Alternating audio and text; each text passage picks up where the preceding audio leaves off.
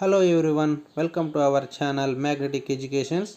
ఈరోజు మనం మే 2018 TET paper 1 11/6/2018 తేదీ సెషన్ 1లో జరిగిన పరీక్షలోని గణితానికి సంబంధించిన ప్రశ్నలు, వాటి జవాబులు విశ్లేషణతో తెలుసుకుందాం.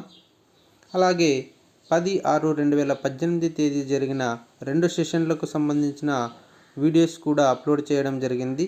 వాటి లింక్ డిస్క్రిప్షన్లో ఇచ్చాను, చూడండి. ఇక ఆలస్యం చేయకుండా టాపిక్లోకి వెళ్దాం. మొదటి ప్రశ్న, 73 డిగ్రీల యొక్క పూరక కోణము. రెండు కోణాల మొత్తం 90 డిగ్రీలు అయితే ఆ రెండు కోణాలని పూరక కోణాలు లేదా పరిపూరక కోణాలు అంటారు. అయితే ఈ రెండు కోణాలలో మొదటిది 73 డిగ్రీలు అన్నారు. అంటే 90 డిగ్రీలలో ఒకటి 73 అయితే ఇంకొకటి ఏంటి అని అడుగుతున్నారు. దాంట్లో 90లో నుంచి 73 తీసేస్తే 17. సో ఆ రెండవ కోణం ఏంటి? 17 డిగ్రీలు. So option 1 is the right answer. రెండవ ప్రశ్న, క్రింది వాటిలో సంపూర్ణ ఘనం. వీటిని చూసుకున్నట్లయితే ఆప్షన్స్ 14ని 7 స్క్వేర్గా రాయొచ్చు, కానీ క్యూబ్ రూపంలో రాయలేం. 100ని కూడా 10 స్క్వేర్గా రాయొచ్చు, కానీ క్యూబ్ రూపంలో రాయలేం. 196 వచ్చేసి 14 స్క్వేర్, అంటే దీన్ని కూడా క్యూబ్ రూపంలో రాయలేం. అయితే 5112ని క్యూబ్ రూపంలో రాయగలం. 8 క్యూబ్, అవునా? 8 క్యూబ్గా రాయగలం. 8 × 8 × 8, అవునా?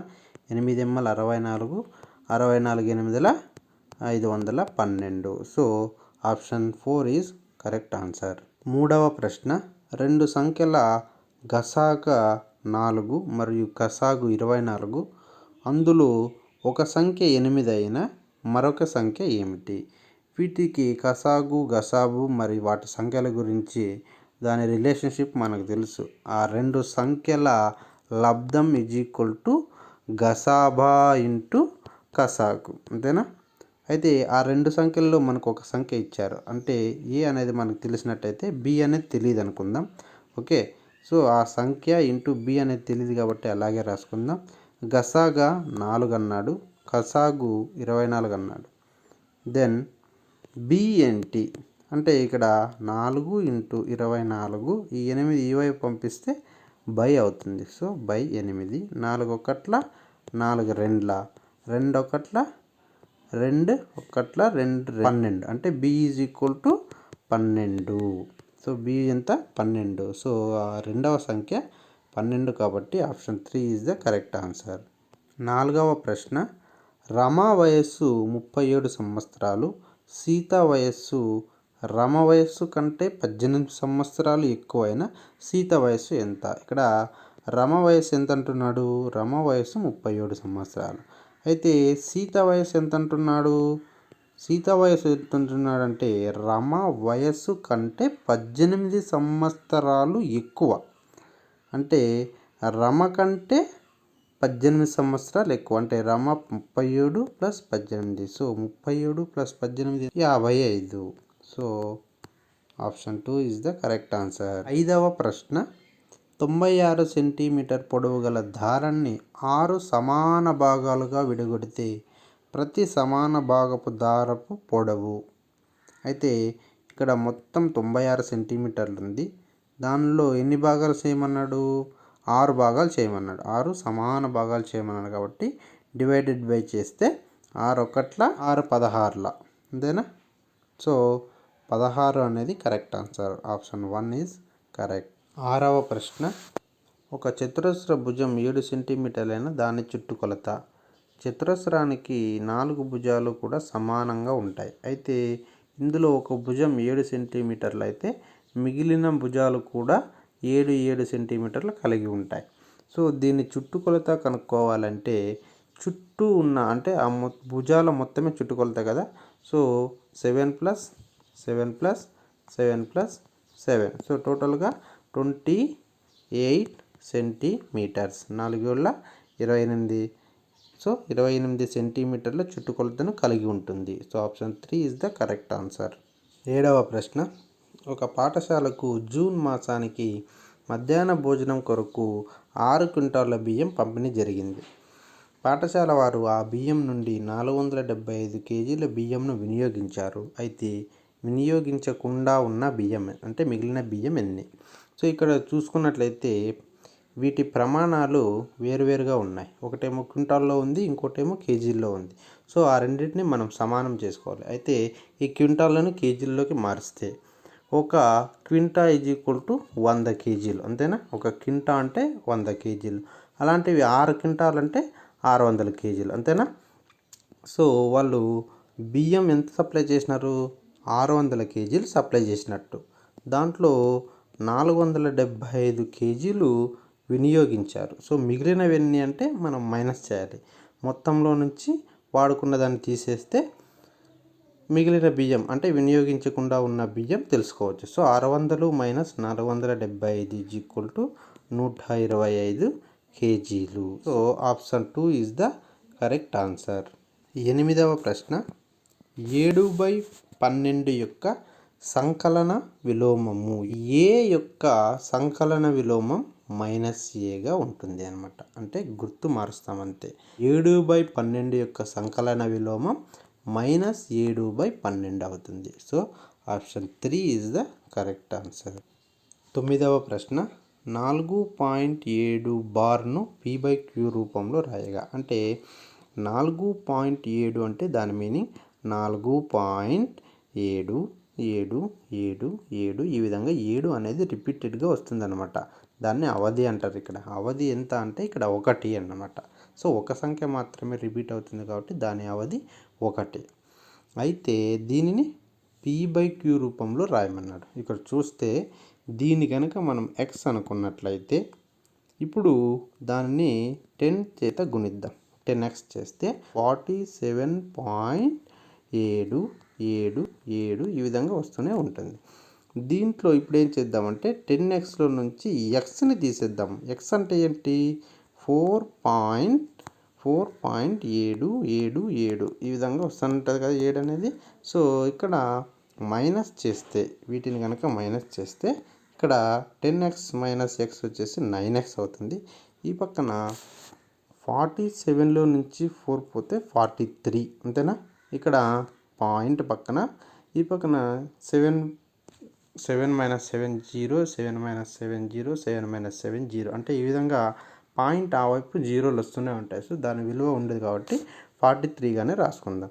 దెన్ x ఈక్వల్ టు ఏమవుతుంది? ఈ 9 ఆ వైపు పంపిస్తే 43/9 అవుతుంది. అంటే ఆప్షన్ 1 కరెక్ట్ ఆన్సర్. 10వ ప్రశ్న, చతురస్రాకార పొలము వైశాల్యము 1024 చదరపు మీటర్లు అయిన దాని భుజము. ఇక్కడ వైశాల్యం ఎంత అంటున్నాడు? 1024. అయితే మనకు వైశాల్యానికి చతురస్రాకార వైశాల్యానికి సూత్రం ఏమిటి? భుజము ఇంటూ భుజము లేదా భుజము స్క్వేర్. 1024ని 32 స్క్వేర్గా రాసుకోవచ్చు. అప్పుడు స్క్వేర్కి క్యాన్సిల్ అయితే అప్పుడు భుజం ఏమిటి? 32 మీటర్లు. So option 3 is correct answer. 11వ ప్రశ్న, ABCD ఒక చతుర్భుజం. AB parallels to DC, AD parallel to BC. Angle A 50 degrees అయిన B విలువ. ఇక్కడ ఈ చతుర్భుజం ఏ విధంగా ఉంది అంటే AB అనేది DCకి ప్యారలల్గా ఉన్నాయి. ఈ రెండు ప్యారలల్గా ఉన్నాయి. అలాగే AD అనేది BCకి ప్యారలల్గా ఉన్నాయి. అంటే ఈ రెండు కూడా ప్యారలల్గా ఉన్నాయన్నమాట. అయితే యాంగిల్ A 50 degrees అన్నాడు. యాంగిల్ A ఇచ్చినాడు. Angle B కనుక్కోమన్నాడు. అయితే ఇక్కడ ఈ చతుర్భుజం ఏ విధంగా ఉంది అంటే సమాంతర చతుర్భుజాన్ని పోలింది. అవునా? ప్యారలలోగ్రామ్ని పోలి ఉంది. అయితే ఒకసారి సమాంతర చతుర్భుజం ధర్మాలు మనం గుర్తు తెచ్చుకున్నట్లయితే కోణాల గురించిన ధర్మం ఏమింది అంటే ఆసన్న కోణాలు సంపూరక కోణాలు. అంటే ఈ రెండు కోణాలు సంపూరక కోణాలు అంటున్నాడు. సంపూరక కోణాలు అంటే ఏమి? ఆ రెండు కోణాల మొత్తం 180 డిగ్రీలు అయితేనే వాటిని సంపూరక కోణాలు అంటారు.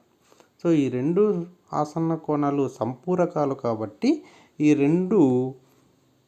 వాటి రెండింటి మొత్తం 180 డిగ్రీలు అవుతుంది. సో ఇక్కడ 50 ప్లస్ ఇక్కడ బి అనేది మనకు తెలియదు కాబట్టి ఎక్స్ అనుకుంటే, సో ఎక్స్ ఆ రెండింటి మొత్తం 180 డిగ్రీలు సమానం కావాలి. అప్పుడు మనకు కావాల్సింది ఎక్స్ కాబట్టి మిగిలిందని ఆ వైపు పంపించేస్తే 180 మైనస్ 50, సో 130. సో ఎక్స్ విలువ 130 డిగ్రీలు. ఎక్స్ అంటే ఏంది? Angle B. So angle B అనే విలువ ఎంత?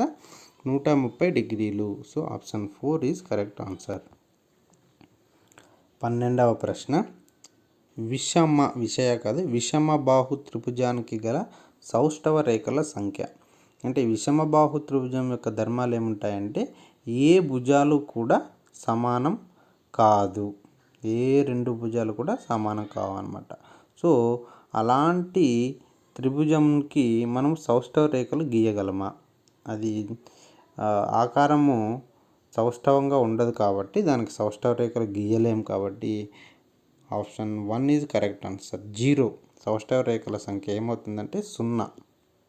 13వ ప్రశ్న, 6 పుస్తకాల ఖరీదు 210 రూపాయలైన 4 పుస్తకాల ఖరీదు. ఇక్కడ ఒక పుస్తకం విలువ కనుక్కోవాలంటే 6 పుస్తకాల ఖరీదు ఎంత? 210/6 అంటే 210ని 6 చేత భాగిస్తే ఒక పుస్తకం విలువ వస్తుంది. అలాగే దీనికి మనము ఒక పుస్తకం విలువ ఇంటూ 4. సో ఎందుకంటే 4 పుస్తకాల విలువ కనుక్కోవాలి కాబట్టి ఇంటూ 4 వేసుకుంటే క్యాల్కులేషన్ చేసినట్టయితే 2 3 6, 2 2 4, 3 1 3 70. సో 72 140. సో 4 పుస్తకాల ఖరీదు ఎంత అంటే 140 రూపాయలు. Option 3 is correct. 14వ ప్రశ్న, 20, 25, 30ల కసాగు. సో కసాగు కనుక్కోమన్నాడు కాబట్టి 20, 25, 30 వీటికి మనం కసాగు కనుక్కోవాలి. సో ఇక్కడ ఈ 3 సంఖ్యలు కూడా 5 చేత నిశ్శేషంగా భాగించబడతాయి కాబట్టి 5తో చూసుకుందాం.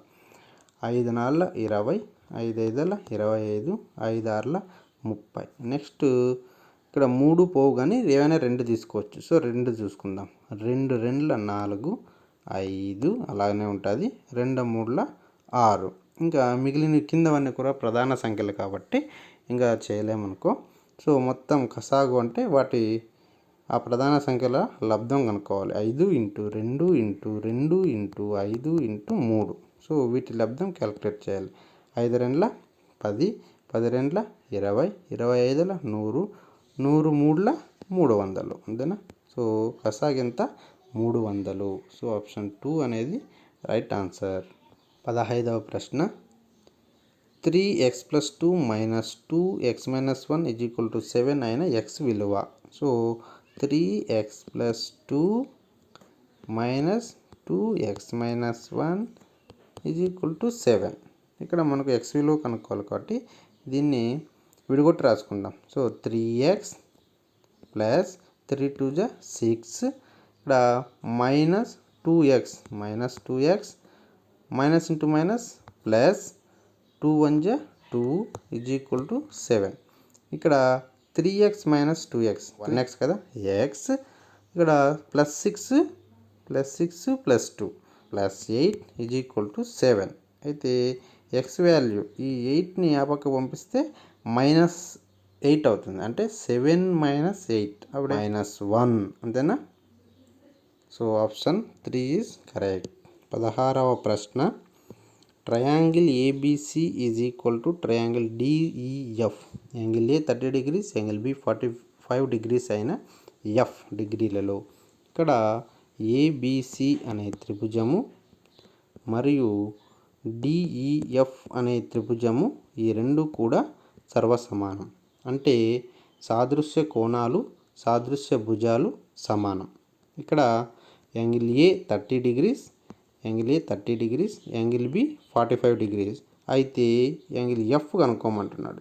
ఇందాకే చెప్పుకున్నాం, రెండు త్రిభుజాలు సర్వసమానాలు అయితే వాటి సాదృశ్య భుజాలు, సాదృశ్య కోణాలు సమానం కాబట్టి ఇక్కడ యాంగిల్ ఎఫ్ = యాంగిల్ సి అవుతుంది అనమాట. అంటే యాంగిల్ ఎఫ్ అనేది యాంగిల్ సికి సమానం. ఇక్కడ మొదటి త్రిభుజంలో angle A 30 degrees, angle B 45 degrees. అయితే యాంగిల్ సి ఏంటి? యాంగిల్ సి కనుక్కుంటే మనం యాంగిల్ ఎఫ్ కనుక్కున్నట్టే. కాబట్టి ఇక్కడ త్రిభుజంలో 3 కోణాల మొత్తం 180 డిగ్రీలకు సమానం. అయితే మొదటి కోణం ఏంటి? ఇక్కడ 30 డిగ్రీలు angle A, angle B 45 degrees. మరి యాంగిల్ సి ఏంటి తెలియదు కాబట్టి ఎక్స్ అనుకుందాం. ఈ 3 కోణాల మొత్తం 180కి సమానం. Then X is equal to ఇక్కడ 30 ప్లస్ 45 మొత్తం 75. ఈ 75ని ఆ పక్క పంపిస్తే 180 minus 75. So x is equal to 180 minus 75 is equal to 105 అంటే 105 డిగ్రీలు. ఎక్స్ అనేది ఏంటి? Angle C. అంతేనా? యాంగిల్ సి అనేది యాంగిల్ ఎఫ్కి ఈక్వల్. సో ఎఫ్ వాల్యూ కూడా ఏమవుతుంది? 105 డిగ్రీలే అవుతుంది. So option 1 is correct answer. 17వ ప్రశ్న. మొదటి 10 ప్రధాన సంఖ్యల మధ్యగతం 2, 3, 5, 7, 11, 13, 17, 19, 23, 29. ఇవి మొదటి 10 ప్రధాన సంఖ్యలు. ఎన్ని ఉన్నాయి? ఇవి 10 ఉన్నాయి. అయితే మధ్యగతము అంటే రాసులను ఆరోహణ క్రమంలో కానీ అవరోహణ క్రమంలో కానీ రాసి వాటి మధ్యలో ఉన్న విలువనే మధ్యగతం అంటాం. అయితే ఇక్కడ వీటిని ఆరోహణ క్రమంలో అయితే రాసాము, కానీ మధ్యలో మనకు 2 సంఖ్యలు మధ్యగతం అవుతాయి. సో 2 సంఖ్యలు మధ్యగతం అయినప్పుడు ఏ విధంగా మధ్యగతం కనుక్కోవాలంటే ఆ 2 రాసుల మొత్తము బై ఆ రాసుల సంఖ్య. ఎన్ని సంఖ్య? 2 రాసుల మొత్తం బై రాసుల సంఖ్య. అంటే 13 ప్లస్ 12 బై 2 అంటే 24 బై 2. 2 ఒకట్ల 2 12. సో మధ్యగతం ఏమవుతుంది? 12. Option 4 is correct. 18వ ప్రశ్న. 2:3 మరియు 4:5 విలోమ నిష్పత్తుల బహుళ నిష్పత్తి 45:x అయిన ఎక్స్కి సమానమైనది. మొదటి నిష్పత్తి 2:3 అవునా? రెండవ నిష్పత్తి 4:5. అయితే బహుళ నిష్పత్తి ఏమంటున్నాడు? 45:x అంటున్నాడు. అయితే ఇక్కడ 4:5 యొక్క విలోమ నిష్పత్తి అన్నాడు. అంటే దీని పూర్వపరపదాలు మార్చి రాస్తే విలోమ నిష్పత్తి కదా. సో 5:4 అంటే 2:3 మరియు 5:4ల బహుళ నిష్పత్తి ఇది అంటున్నాడు. అంతేనా? సో ఇక్కడ మనం గమనించినట్టయితే బహుళ నిష్పత్తి ఏ విధంగా కనుక్కుంటామంటే పూర్వపదాల లబ్ధము మరియు పరపదాల లబ్ధాన్నే నిష్పత్తిగా రాస్తే బహుళ నిష్పత్తి అంటారు. So 2 × 5 = 10 is to 3 × 4 3 × 4 = 12. సో ఇక్కడ దేనికి సమానం అంటున్నాడు? 45:x అంటున్నాడు. అయితే ఇక్కడ నిష్పత్తిని కనిష్టం చేస్తే కొట్టువేతలు కొట్టండి. 2 × 5 = 10, 2 × 6 = 12 అంటే 5:6. ఇక్కడ 5:6 ఈజ్ ఈక్వల్ టు 45:x. అయితే ఇక్కడ మొదటి పదం 5 అనేది 45 కావాలంటే దేంతో గుణించాలి? 9ల. అంటే 5 × 9 = 45. అంతేనా? సో ఎప్పుడైతే మొదటి పదాన్ని ఒక సంఖ్యతో గుణిస్తే రెండవ పదాన్ని కూడా అదే సంఖ్యతో గుణించాలి. అంటే 6తో కూడా 9తో గుణించాలి. 6 × 9 = 54. అప్పుడు ఎక్స్ వాల్యూ ఏమవుతుంది? 54. So option 3 is correct. 19వ ప్రశ్న. a is equal to 5x² - 4x + 2, b is equal to x² - 2x + 7 అయిన a ప్లస్ బికి సమానమైనది. ఇక్కడ 2 బీజీయ సమాసాలు ఇచ్చారు. వాటి యొక్క మొత్తం అంటే వాటిని కలపమంటున్నాడు. సో ఇక్కడ చూద్దాం అవి ఏంటి అనేది. a is equal to 5x² - 4x + 2, అలాగే b is equal to x² - 2x - 7. ఇక్కడ a plus b is equal to ఇక్కడ ప్లస్ చేస్తే గుర్తులు ఏమి మారవు కాబట్టి మైనస్ చేసినప్పుడు గుర్తులు మారుతాయి. సో ఇక్కడ ప్లస్ చేద్దామా, 5 square plus X square 6x square. ఇక్కడ మైనస్ ఆఫ్ మైనస్ ప్లస్ అవుతుంది అంటే కలపాలి.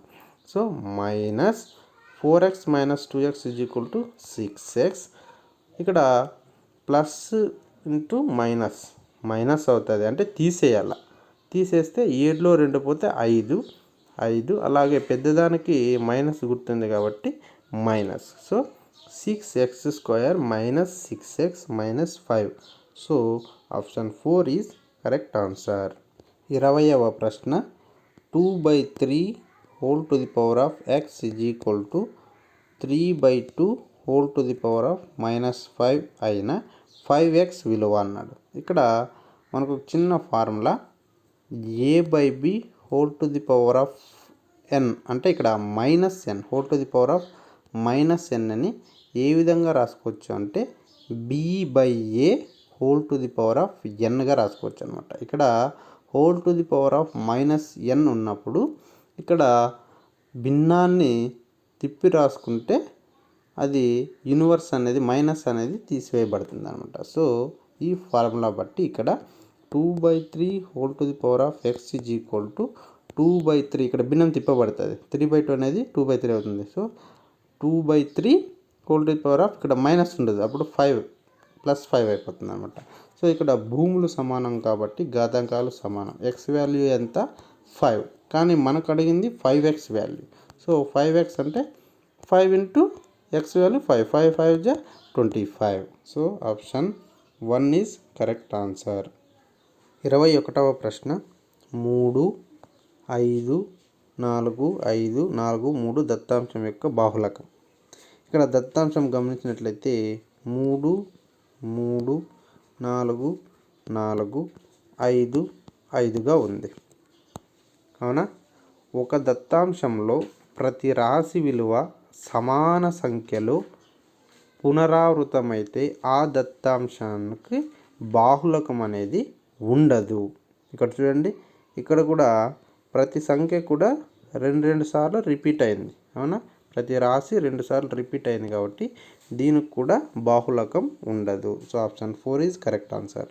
22వ ప్రశ్న 2x స్క్వేర్ yz సమాసం నందలి పదాల సంఖ్య. 2x స్క్వేర్ yz అనేది ఇదంతా కూడా ఒకే పదం, సింగిల్ వర్డ్ కాబట్టి option 1 is correct answer. Okay. 23వ ప్రశ్న 24.125 is equal to 24 + 1/a + 2/b + 5/c అయిన ఏబీల మొత్తం. ఇక్కడ బాగా గమనించినట్లయితే 24.125ని విస్తరణ రూపంలో రాయడం జరిగింది. అంతేనా? 24 అలాగే పెట్టేసి ఈ దశాంశ భాగాన్ని విస్తరణ రూపంలో రాశాడు. 125ని దశాంశ భాగంలో విస్తరణ రూపంలో రాస్తే ఏమవుతుందంటే 1/10 +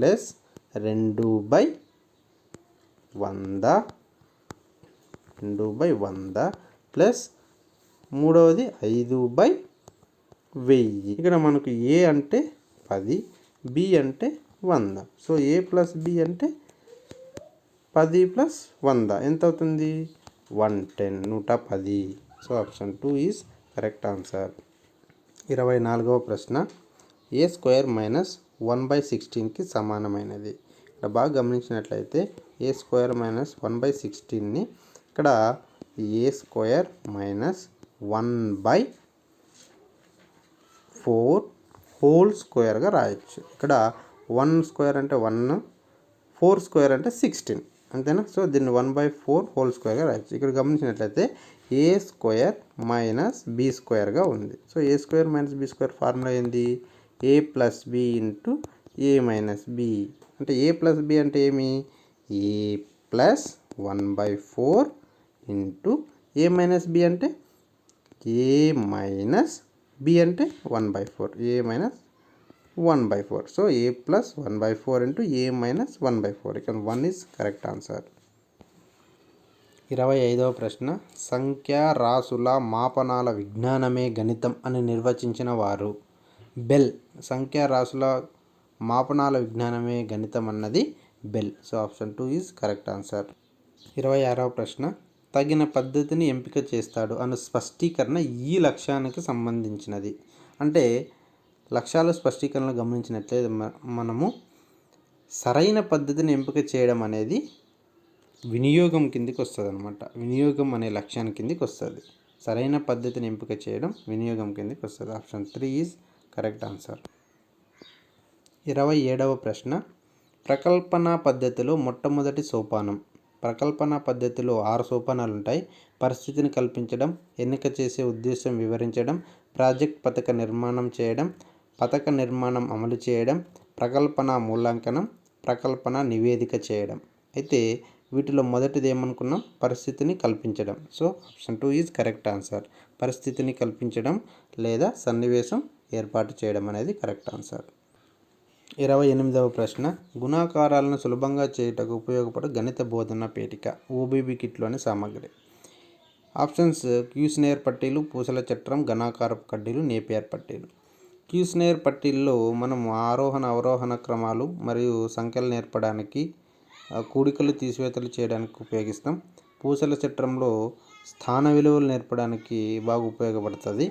అలాగే ఘనాకారపు కడ్డీలు కూడా ఎక్కువ తక్కువ మరియు ఆరోహణ అవరోహణ క్రమాలను నేర్పడానికి ఉపయోగిస్తాం. మిగిలింది నేపియర్ పట్టీ. నేపియర్ పట్టీల్లో మనము సులభంగా గుణాకారాలను చేయవచ్చు అనమాట. అందుకోసం నేపియర్ పట్టీల ద్వారా గుణాకారాలను సులభంగా చేయడానికి ఉపయోగపడతాయి బోధనా సామగ్రి. కాబట్టి option 4 is correct answer. Herbart ఉపగమం ప్రకారం పాఠ్యపథక తయారీలో చివరి సోపానం. ఇక్కడ హెర్బాట్ ఉపగమం ప్రకారం పాఠ్యపథక రచనలో సోపానాలు ఏంటి? 1 సన్నాహం, 2 విషయ విశదీకరణ, 3 సంసర్గం, 4 సాధారణీకరణ, 5 అన్వయం, 6 పునర్విమర్శ. సో చివరి సోపానం ఏంటి? పునర్విమర్శ. సో ఎక్కడుంది? Option 3 is correct answer. చివరి ప్రశ్న, దీర్ఘచతురస్రం is to L into B is as చతురస్రం ఈజ్ టు డాష్. ఇది ఈ రకానికి చెందిన ప్రశ్న. ఇది డైరెక్ట్గా చెప్పేయచ్చు సాదృశ్య రూప ప్రశ్న. అయితే ఒకసారి సాదృశ్య రూప ప్రశ్న ఎలా ఉంటుందంటే, 2 పదాలు కానీ వాటి రాసులు కానీ వాటి మధ్య సంబంధాన్ని ఆధారం చేసుకుని ఇచ్చిన జత, మొదటి జత ఇచ్చిన జతలలో ఖాళీగా ఉన్న రెండవ జత, అంటే మొదటి జత ద్వారా రెండవ జతలో ఖాళీగా ఉన్నదాన్ని కనుక్కోము అనే ప్రశ్న సాదృశ్య రూప ప్రశ్న కిందకి వస్తుందన్నమాట. So option 2 is correct. వీటిలో మీకు ఏదైనా డౌట్ ఉన్నట్లయితే కమెంట్ రూపంలో తెలియజేయండి. అలాగే ఈ వీడియోను లైక్ చేయండి, షేర్ చేయండి. మన ఛానల్ని ఎవరైనా కొత్తగా విజిట్ చేసినట్లయితే సబ్స్క్రైబ్ చేయడం మాత్రం మర్చిపోకండి. Thank you one and all.